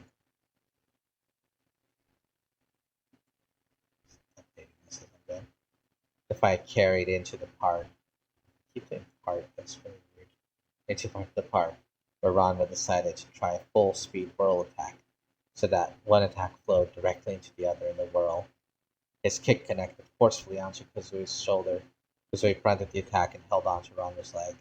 He jumped up and over Ranma, while holding him, slamming Ranma into the ground. Air rushed out of Ranma's lungs, and stars filled his vision. He kicked up his free leg, forcing Kazui to let go of him. Ranma staggered to his feet and barely had the sense to step back as Kazui landed with a fiery fist where Ranma stood. Suddenly, the ground split open on the impact, and gouts of flame and lava started spewing forth. Ranma looked over to where the girls were, but the land they were on was splitting away from him. Ranma tried to jump to them, but the heat from the lava prevented him from making the jump. Ranma turned around to face Kozui, only to see the gaijin removing his face. When the gaijin was done, he pulled off a wig, revealing purple hair and a lime green bow. Ranma blinked. He blinked again. Miko? The gaijin now looked just like Ranma's female form on Kami. The lava and fire disappeared, and the girls ran up to Ranma. Kani was looking back and forth, her voice stuttering. Miko walked to Ranma with a smile and kissed him. Ranma shoved her away violently to the ground. Kane finally stopped, stuttering. Ranma, you have another fucking girlfriend? Rikyo grabbed Akane's hand and they ran off together, shouting about giving up on men. Shampoo slapped Ranma across the face and splashed herself with a cup of water. In her cat form, Shampoo ran off. Ranma's hand cupped his face, where it had been slapped, his heart breaking. Why did they think so poorly of him, before he could even explain things? Miko was on his crotch, and pulled down his pants. Ranma looked down at the as the female hormone Kami began sucking him off. The stars begin to come back. Ron will look down, and in the darkness of his room he could barely make out the outline of his covers. He reached down into the pants and realized he had just ejaculated all the way down his legs. Shaking his head, he finally conceded the point to Kintaro. He really should not just stop taking care of things. It gets messy. That's the end of chapter 7.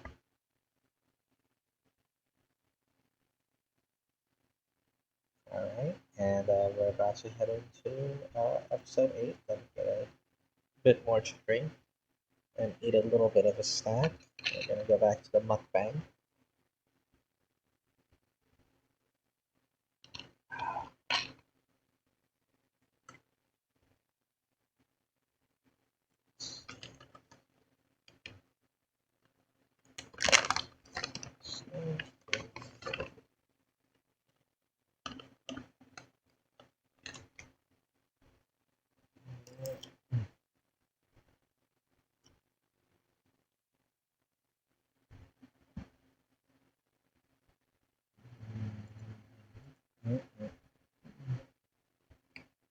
Delicious bang.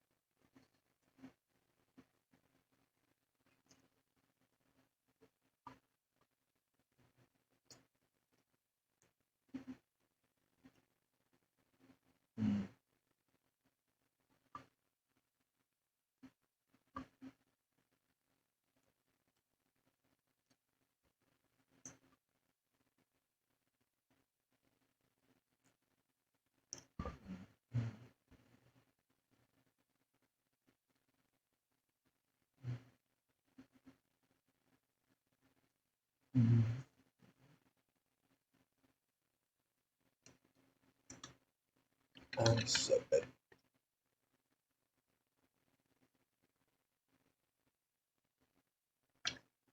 Alright, this chapter is called The Head Bush. Anma goes to a party where everyone's getting drunk. Things are getting out of hand. Drinking reveals the truth. When it does, the Ranma accept it. The Head Bush. Ranma stood over the sink with cold water, hand washing his pants. His boxers were hanging up and his shirt was still on. It was still early enough in the day that no one should bother. Ranma was finally making sense of his dream. He couldn't quite snap reality over the dream, but the more he thought about it, the more he realized that some things just didn't make sense. The door opened, and Ranma looked up to see his mother standing there. He moved his hands to cover himself, and his hands caused the perfect curvature to have the cold water stream up to his face. Ranma, now as a girl, looked at her mom. Her mom's face a mask. Ranma wanted to say something, but instead articulated a simple, hi? Madoka shook her head and smiled, her mind trying to scrub out what she had seen from her manly son, and instead looked at her daughter's face. She smiled and said, "Oh, Ranma, I'm glad I ran into you." Ranma laughed nervously and asked, "What is it, Mom?" Madoka looked around a bit before answering. "Our house is all fixed up, and I have decided we will be moving back there." Ranma tensed up. That meant no longer seeing Akane and the bikini Kasumi around, which meant maybe, just maybe, she'd have more control over Kintaro. Ranma nodded, and Madoka turned to leave before saying, "Come to the house after school. Your father will bring your things over." Ranma confirmed and turned back to her pants. With a sigh, she continued washing them. She talked to the girls at school later. Take the night before had ended in disaster when Shampoo got splashed while holding on to Ranma. She panicked and ran into the wall and passed out apparently. She still had more time before she had to deal with the gaijin. Ranma finished cleaning up and headed upstairs to go get a change of clothes from her room. Her hands floated around the bottom of her shirt, and she hunched over slightly to make sure that the shirt covered her lightly tufted mons. Just as she crested the top of the stairs, Akane came out of the room, dressed for a run. Their eyes met, and she lifted a hand to wave hello at Ranma. Ranma waved back on instinct, allowing the shirt to move up just enough to make her visible. Akane's eyes shot down and stared hungrily at the pantsless Ranma. Ranma quickly moved to her hand down and pulled down the front of her shirt. Akane shot forward and grabbed Ranma. Ranma gave out a low yelp as Akane dragged Ranma to her room and threw Ranma onto her bed. Akane paused just slightly as she hovered over Ranma, her eyes drinking in Ranma's exposed flesh. Akane descended upon Ranma like a ravenous Shupapinoche. After school, Ranma left quickly and made his way to the Saotome household. Akane was on cleanup duty, and by the time she was leaving, she saw that there was a gathering at the Kendo club room. Akane became curious and moved towards the crowd. She spotted her sister Nabiki paying out some bets, while still keeping most of the money. Akane approached and greeted her sister. "Hey Nabiki, what's going on?" Nabiki smiled and answered, "Kuno baby is in rare form tonight. He just took the last point for the team competition and won the match." Akane smiled, glad that Kuno was actually competing again instead of messing with her. Akane decided to go test the shampoo job Shampoo worked at Kuno. As the crowd cleared as the competition ended, Akane followed Nabiki to where the Kendo members were at. Nabiki greeted them all and congratulated them on their win. Kuno glanced at Akane, but his eyes moved right past her to Nabiki, where his eyes lit up and he smiled a genuine smile at her that Akane had never seen Grace's face before. Kuno walked up to Nabiki, smiling broadly. He said, "Mistress, what cheer?" Nabiki giggled. "Faith as cold as can be?"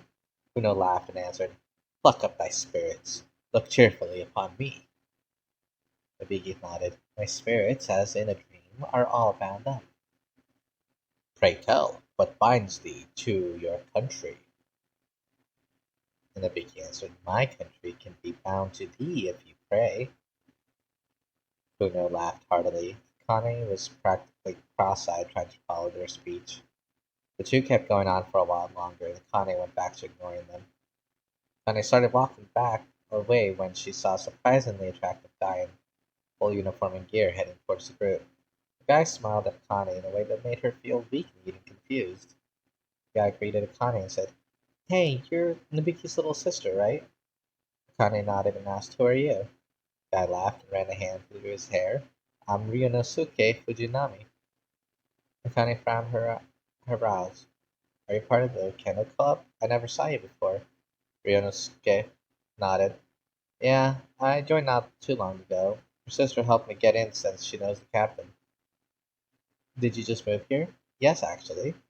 Another Kendo Club member was moving around, smacking the butts of his teammates in celebration of their victory. At that moment, he arrived at their corner, smacked Kuno, moved over to Ryunosuke and smacked them.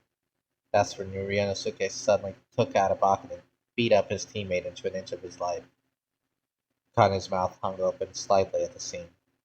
Ryunosuke took off the chest guard and dropped it on his teammate. That's when something finally became clear to Kane. Ryunosuke was a girl who could dish out violence on boys in a way that made Akane wet herself a little bit. Ryunosuke apologized to Akane for losing her cool. Akane dismissed it as unnecessary. We chatted a bit, and then Ryunosuke said, "Sorry, but I have to get cleaned up. Will I see you at the party?" Akane furrowed her brow. "Party?" "Yeah, Nabiki invited the team over to a party at your place. Only 5,000 yen a person." Akane sighed, but then smiled at Ryunosuke. "Yeah, I'll see you there." As Ryunosuke left to get changed, Nabiki joined Akane to leave them for home.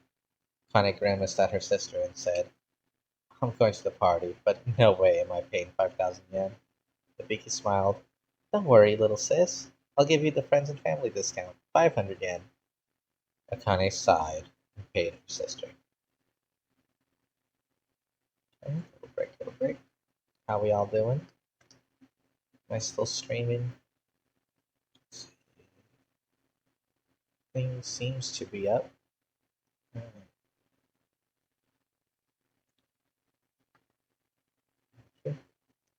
Yukio was dressed as a boy. Sure, a very pretty boy, with her long hair tied back under a trilby, but the rest of her outfit and bounded chest really made her look like a boy. Black slacks and a black sports coat with a Twisted Sister t-shirt, and a gray scarf to keep out the cold night air. Yukio wondered how well she was passing as a boy on the street, so she reached out and grabbed Shampoo's hand as they walked through the city. Yukio looked over at her date, who was wearing an impossibly short maroon xiang. Can I actually say how to pronounce this? Changsan? Um, Looking at Shampoo gave Yukio a feeling she recognized just before Miko put her arms around both girls. Startled, Yukio let go of Shampoo's hand and they jumped away from Miko. Miko smiled and grabbed both their hands, bringing the girls back together. Ooh, I love what is going on here, Miko said with a smile etched on her face like a deadly cursed monkey doll. Yukio rolled her eyes. She shook off Miko's grip and held on to Shampoo's hand. Shampoo stuck her tongue out at Miko and said, Miko, we no need you right now. Be as busy getting to know each other. Miko let go of Shampoo's hand and began floating away. I know, you two won't disappoint me later. Tokyo frowned. Wonder what she meant by that. It's okay. We like each other. But we know already. Now we find out. Shampoo paused as she tried to think of the right word. She started mouthing and stuttering the same attempted word over and over again. Tokyo tried to say something, but Shampoo told her to hush. Shampoo went back to trying to say the word when Ukyo's phone rang. Ukyo pulled out her phone. She saw it was Akane and decided to answer. Hey Akane, how are you? When Shampoo heard Akane's name, she stopped trying to say the word, and instead leaned up on her toes to be closer to the phone to listen in on what Akane was saying. Hey, so Nabiki decided to throw a party at my house. There's a lot of drinks here. I think I'm about 3 sheets to the wind here, and I think I would love to have you guys over here getting drunk with me. Ukyo laughed and looked over at Shampoo. Ukyo's eyes asked if Shampoo wanted to go. Shampoo nodded in the affirmative, and so Ukyo said, We'll head over there. I mean, getting drunk and talking sounds like a good way to test compatibility. Shampoo shrieked and said, That is word!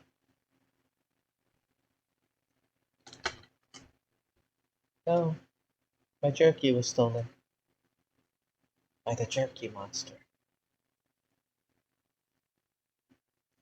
Jerky!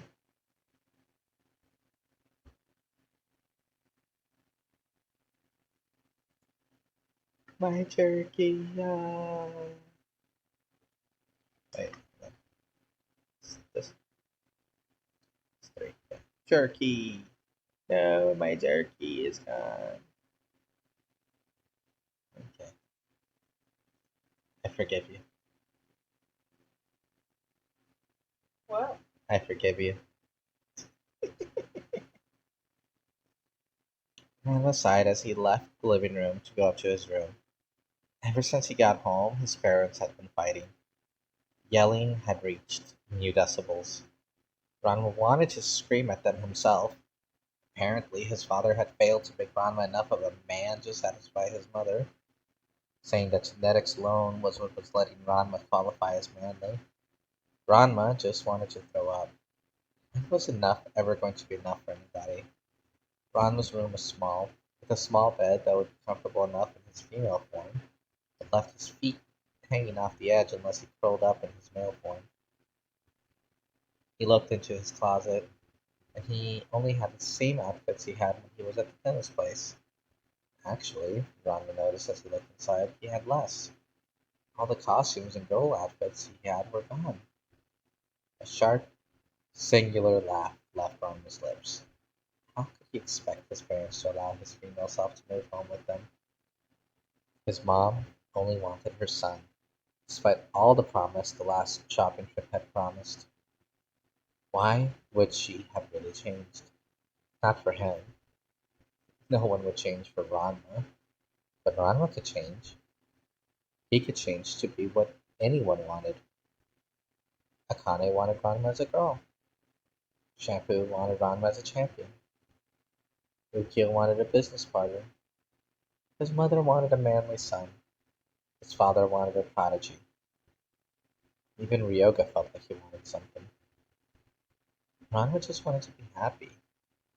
Although the more he sat there on his bed thinking about just being happy, the more Ranma realized how strange it would be to be happy. What did he do if he was not sad? If life was not kicking sand in his face? Why would he train or get better? What would be the purpose of living?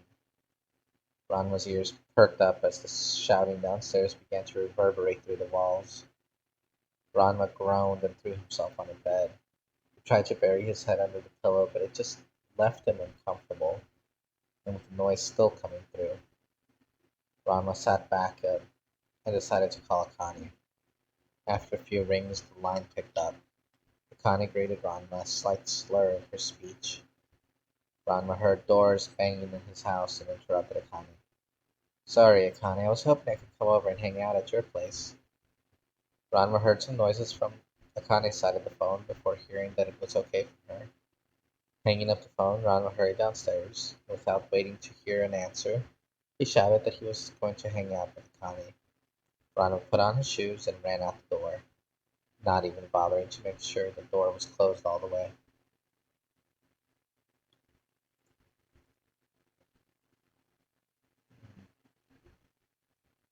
Oh, uh,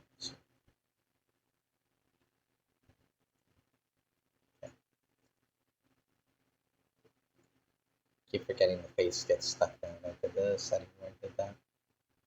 Ryoga was lost.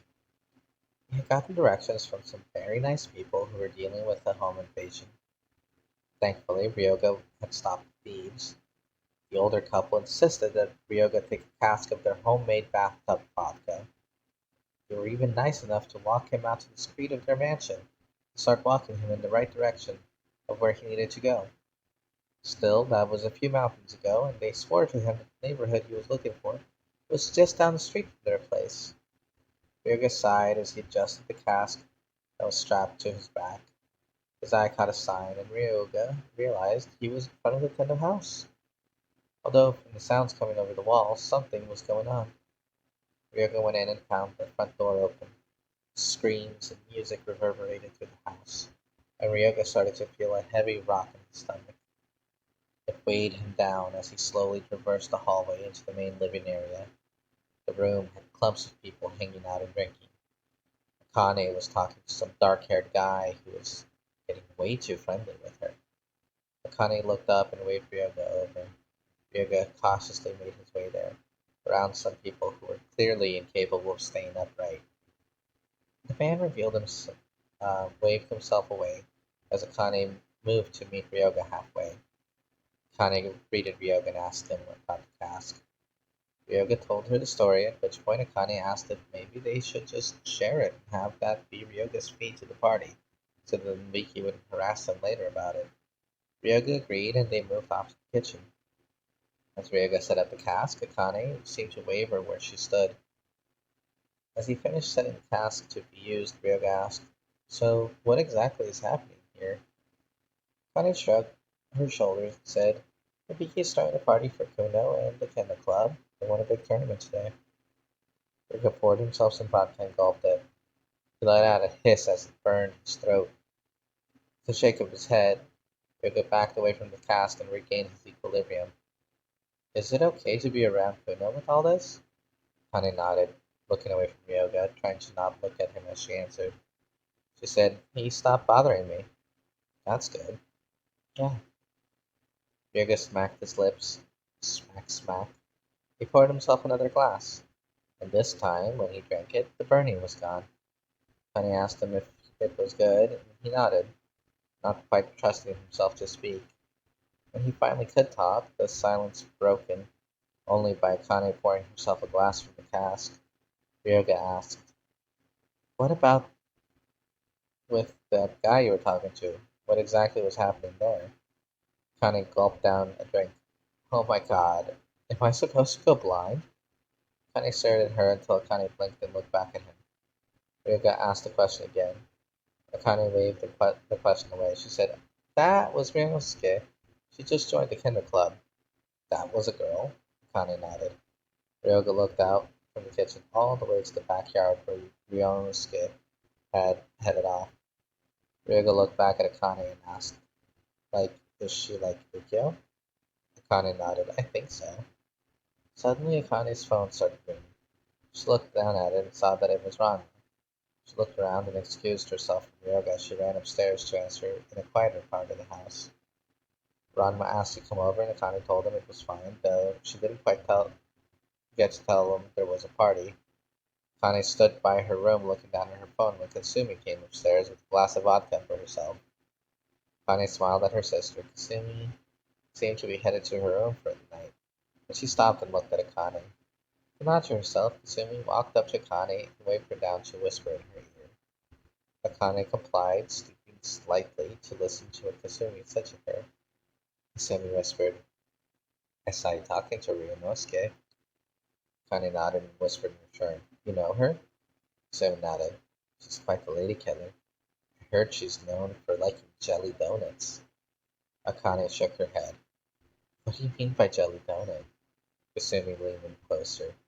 "It means she likes going down on girls while that girl's on her period."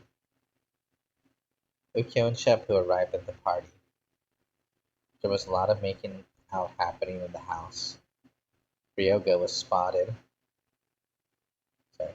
Ryoga was spotted outside talking to some people.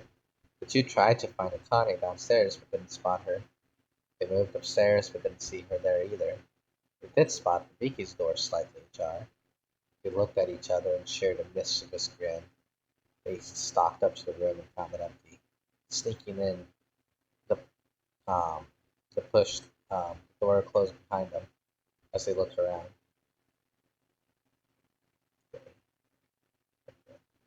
Ukyo looked at Nobuki's desk. There was a ledger with a list of debts owed to her. Surprisingly, Ranma's debt seemed to be rather high. Ukyo shook her head. "Poor Ranma." Shepu oohed from the other side of the room. Ukyo looked up and saw a large walk-in closet. Shepu smiled and looked and took Ukyo's hand. "You want to play 7 minutes in shampoo?" "You mean heaven?" Shepu smiled and said, "If that you call shampoo." Ukyo laughed and they moved into the closet. The door slats let light from the room in slightly. Ukyo tasted Shampoo's lips. It tasted like mango and honey. Crouching in the corner was Miko, a huge smile on her face as she watched the two girls make out. In Akane's room, Akane was pressed up against the wall as Ryunosuke sucked on her neck. Akane moaned.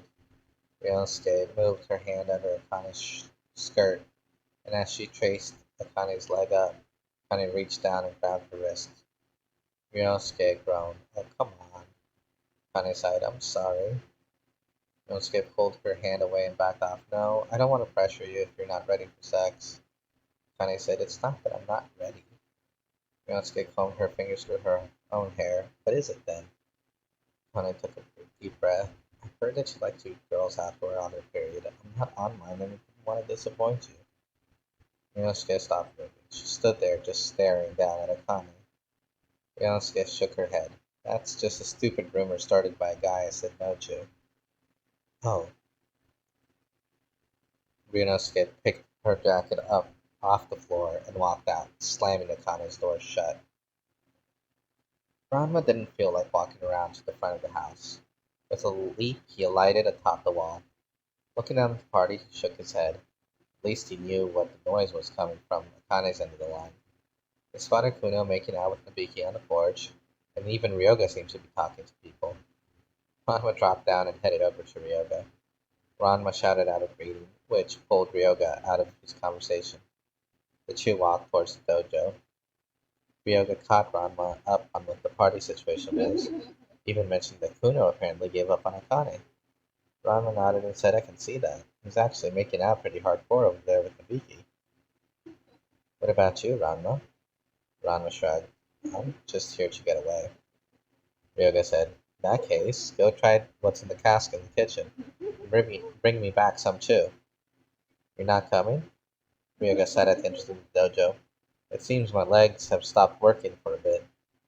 Ranma shook his head. He made his way past the students talking outside and the students making out in the living room. Nabiki and Kuno had disappeared somewhere while he was talking to Ryoga. The kitchen island had a massive cask on it. Ranma grabbed a nearby glass to pour himself a drink when he saw Akane curled up on the floor. What the fuck?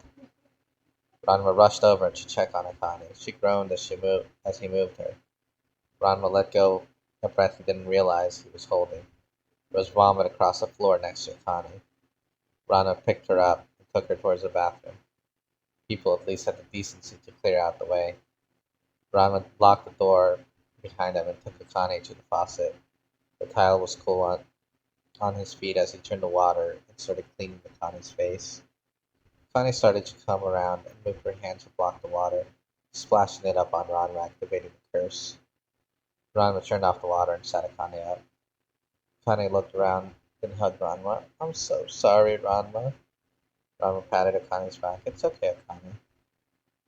Akane shook her head as it leaned on Ranma's shoulder. She moved away from Ranma and said, I fucked up bad. Ranma smiled at Akane. She patted Akane on the head and said, whatever it is, we can fix it. I wish that was true, but I've been lying for so long. Ranma shook her head. What have you been lying about? I've been lying about being straight. I've been lying about not wanting to be with as many girls as I can get my hands on. I've been lying to you. Akane collapsed on Ranma's lap. Ranma ran her fingers through Akane's hair. She combed her hair so that she could see her face.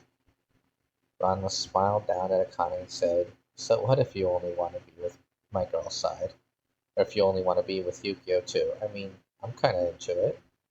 Akane let out a harsh laugh. She sat up from Ranma and looked Ranma in the eyes. Akane closed her eyes as she spoke. She said, I tried to sleep with another girl today. I'm not ready to settle down. Ranma nodded. She moved her hands and wiped away some tears. She took in a shuddering breath and nodded again. Her lips pressed together firmly. Ranma breathed out and looked at Akane. She waited for Akane to open her eyes again. When Akane did, Ranma said, Thank you. Thank you for being honest about this. I'm still a bad liar. I'm not just a bad fiance, I'm also a bad friend. What do you mean? Akane kept her eyes firmly on Ranma's. A few weeks ago, when we had our girls' day out, we saw your mom cheating on your dad with another woman. Ranma stood up. She pressed herself up against the wall as far as she could, away from Akane. Akane tried to reach out to Ranma, but Ranma just scooted away from her. Ranma shook her head. As she shook her head, she said, Why? Why didn't you tell me this? I'm sorry. Kinda wish the people from last week had been here too. I think there's some exciting stuff, am I right? Am I right? Feels pretty exciting. It was more than 7 minutes. Ukia was sure of it. All she could taste was mango, and all she could feel was electricity and butterflies. She was lost in shampoo. She was lost in the darkness and scent and touch of everything that was female. She was so lost that she forgot that she was in the beaky's closet until the door opened and she froze. The beaky brought Kuno up to her room, and now Ukia and Shampoo were trapped in the closet. The two of them slowly separated as they heard the two teenagers flirting and kissing on the other side of the closet door. Ukyo and Shampoo whispered back and forth to each other. Ukyo said, Kami, what do we do? We leave now before they go too far? Shampoo asked. Ukyo shook her head. If we leave now, Nabiki will fleece us for every yen we have. Shampoo frowned and opened the slats of the closet a bit. You shouldn't watch them, Ukyo said, trying to pull Shampoo away. Shampoo waved Ukyo's hand away from her shoulder. She said, "If we pay, we watch." Ukyo stopped trying to pull Shampoo away and nodded. Vicky was making out pretty strongly with Kuno. She seemed really into it. She was kissing him, then her head bobbed down before coming back up. She looked like she was about to go down on Kuno, but changed her mind. She started kissing Kuno again, and this time Ukyo noticed that it was Kuno's hand that was caressing Nabika's hair that was pushing Nabika's head down to his lap. "That no good," Shampoo said. The third time Kuno tried to push Nabika's head down, she pulled away from him completely. "No, Kuno, okay? Just no." Nabika got up and moved to her door. She turned around and said, "Even though this is my room, I'm leaving. I never asked for this. I just wanted to have some fun. If you're not out of my room in time, it'll cost you." Nabika left as Kuno shouted after her. He fixed his clothes and stormed out of the room. Ukyo and Shampoo stepped out of the closet and left Nabika's room. Shampoo looked to Ukyo. "I no force you, right?" Ukyo shook her head. "No, sugar. I was into what we were doing." Shampoo nodded and took hold of Ukyo's arm. Ranma and Akane exited the bathroom and ran into Nabiki. Ranma ignored Nabiki and walked away. Akane shook her head and asked Nabiki, "So, how are things going with you and Kuno?" Nabiki crossed her arms and shook her head. "Not as well as I'd hoped." "Can't be worse than what happened to me." Nabiki looked away from Akane. Akane tried to catch Nabiki's eyes. "What happened?" Akane asked. Nabiki sighed. He tried to push my head down. Scene changes are coming fast now, so um, do we have somebody else watching instead? Uh, Feel free to chat hello if you like what you're hearing. Check out the archive. Ranma ended up in the kitchen, where Ryoga was apparently drinking more of the vodka. She took the glass from Ryoga and chugged it down. Ryoga laughed. "Slow down, Ranma. This stuff is—" Ryoga was cut off as Ranma leaned forward and kissed him. It was a long, lingering kiss before she let him go. She punched him in the head and said, "This was a one-time thing. It'll never happen again, and you'll never talk about it. Got it?" Ryoga nodded.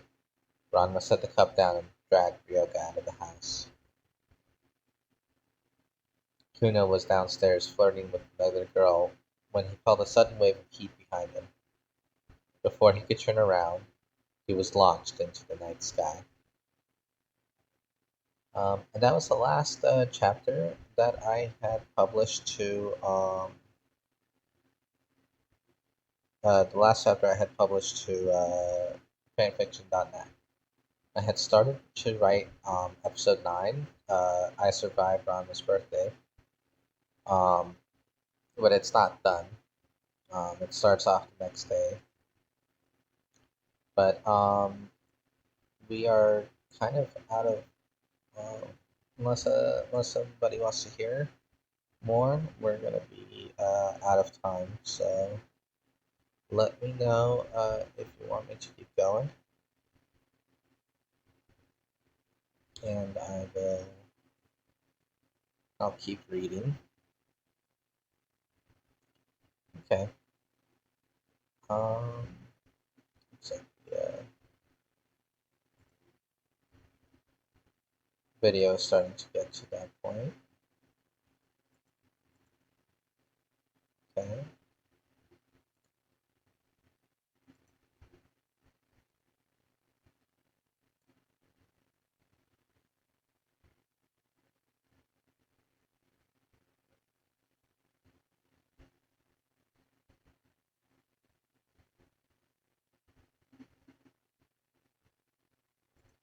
All right.